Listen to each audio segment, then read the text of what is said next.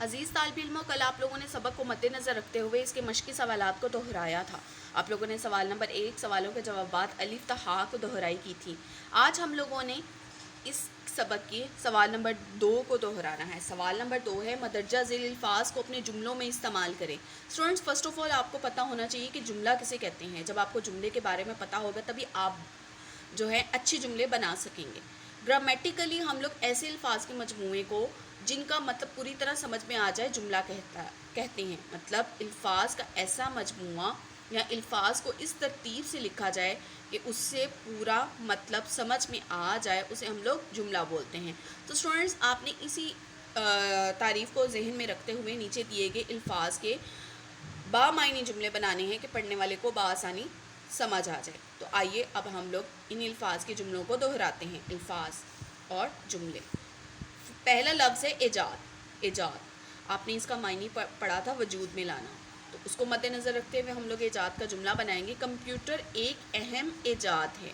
Computer ایک اہم ایجاد ہے۔ لین دین، آپ صلی اللہ علیہ وآلہ وسلم اپنے لین دین میں بہت ایماندار تھے۔ نبی پاک صلی اللہ علیہ وسلم کیا تھے؟ اپنے لین دین میں بہت ایماندار تھے۔ ماؤس، ماؤس کمپیوٹر کا ایک حصہ ہے۔ آپ نے اسٹوڈنٹس ریڈنگ میں بھی پڑھا ہے کہ ماؤس سے ہم لوگ کمپیوٹر کو ہدایات دینے کے لیے بھی کام لیتے ہیں۔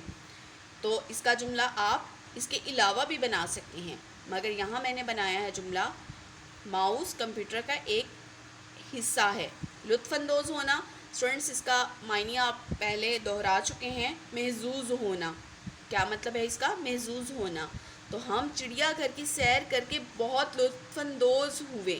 ہم کہاں کی سیر کر کے بہت لطف اندوز ہوئے؟ چڑیا گھر کی۔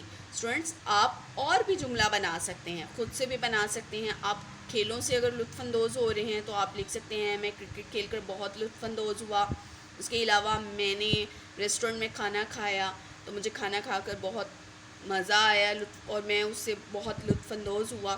اسی طریقے سے اسٹوڈنٹس آپ اور جملے بنا سکتے ہیں۔ پیغام بھیجنا، ہم موبائل فون سے پیغام بھیج سکتے ہیں۔ تو اسٹوڈنٹس، آپ نے ان تمام الفاظ کے مزید خود سے بامعنی جملے بنانے ہیں تاکہ آپ لوگوں کی جملوں کو بنانے کی پریکٹس مزید بہتر ہو سکے۔ امید کرتی ہوں کہ آپ کو آج کا سوال نمبر 2 اچھے طریقے سے سمجھ آ گیا ہوگا۔ اب آپ نے اس سوال نمبر 2 کو دہرانا ہے اور زبانی یاد کرنا ہے۔